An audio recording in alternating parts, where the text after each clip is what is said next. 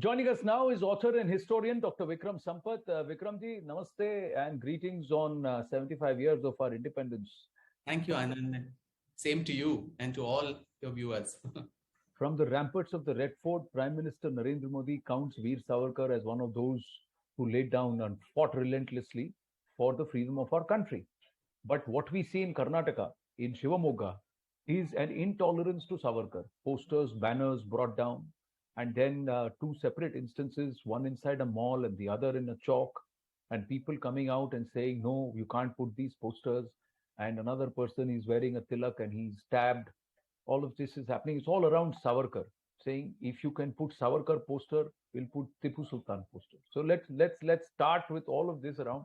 Why is this entire resistance and where does this come from to Veer Savarkar?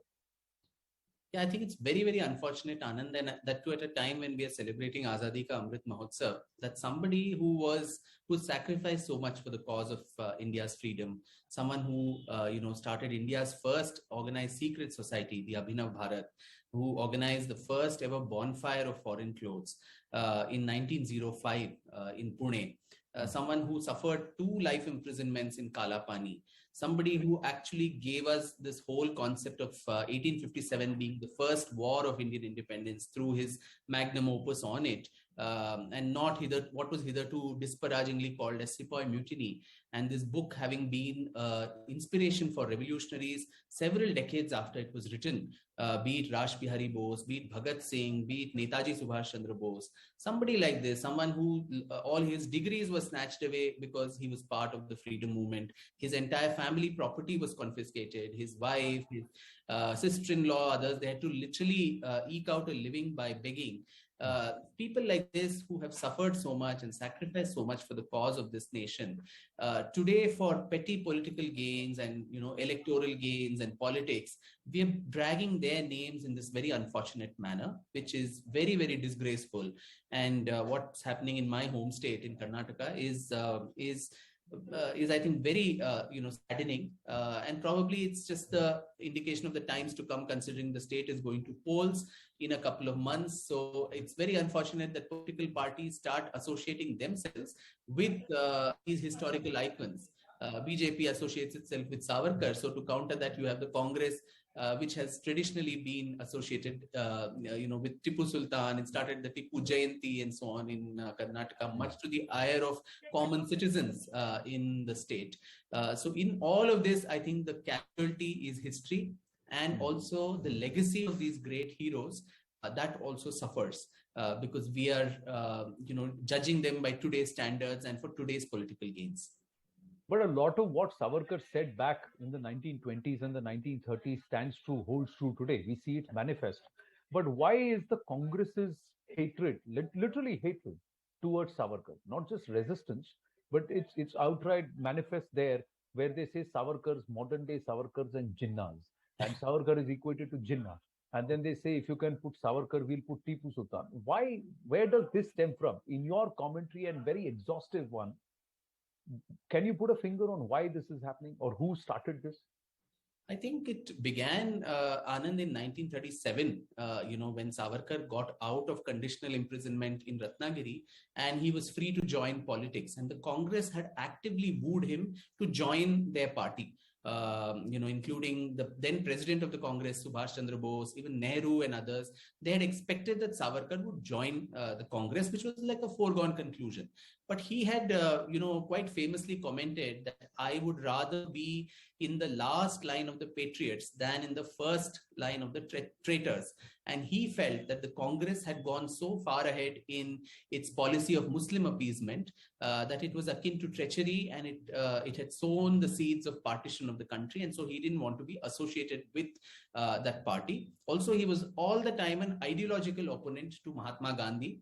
Right from the time they were young men and they had met in London in 1906 till the very end, whatever Gandhi wrote, Savarkar would counter it in his Shraddhanand and so on. And they had differences of opinion on just about anything under the sun. So this antipathy to Savarkar was always there when he did not join the Congress and he made these statements. Even in 1937-38, when he joined the Hindu Mahasabha, went on his rallies across the country, there were several attempts to kill him. by congressmen who would either hold, black flags waved at him, throw stones. A couple of times he narrowly missed actually getting killed. And then, during post-independence, you had the manner in which he was framed in the Gandhi assassination.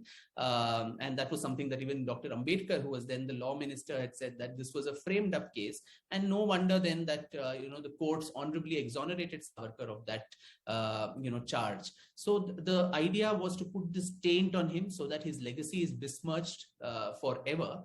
And that hatred, I think, continues to this date. The only small, interval in this hatred, I think, came during Indira Gandhi's regime, where very generously and magnanimously, being the, stateswoman that she was, she, praised Savarkar and eulogized him when he died in 1966, saying, his role in the annals of freedom struggle was very unique, and his name was a very byword for patriotism and courage and so on. So the Congress today has a lot to answer. Why their tallest leader, Srimati Indira Gandhi, nonetheless, actually praise somebody whom they today, call a traitor, a stooge, an apologist, an Islamophobe, a Gandhi murderer. She knew all of that, right? I mean, if she knew all that, why was she patronizing him? It's not just a message. She actually got a stamp issued in his honor. She gave her personal money for a memorial in his honor. She also got a documentary made from the Ministry of Information and Broadcasting. So today, I think the antipathy increased during the first NDA regime under Mr. Vajpayee, where for the first time Savarkar was there up close for everyone to see, with his portrait coming in the Central Hall of Parliament. There was a plaque in his honor at the Kala Pani, which when the UPA came to power, the Ram Naik successor Mani Shankar Iyer got displaced, and he had many disparaging things to say about the man. And since then, the Congress and all the other parties which are opposed to the BJP think that if they need to get or have pot shots at the BJP or at Mr. Modi, the best thing they can do is by, discrediting Savarkar, calling him names, which is very, very unfortunate. You have a slugfest with your political opponent directly. Don't drag characters of the past into this slugfest that you have. So Savarkar was not even a part of the RSS, so to say. So for them to actually invoke his name with the misconceived idea that by doing that, they're going to discredit the BJP or Prime Minister Modi, I think that is very, very unfortunate. And it does, again, no service to the legacy of a freedom fighter. Like you said, it's actually disservice to our history, because modern day political narratives are actually skewing the whole plot altogether.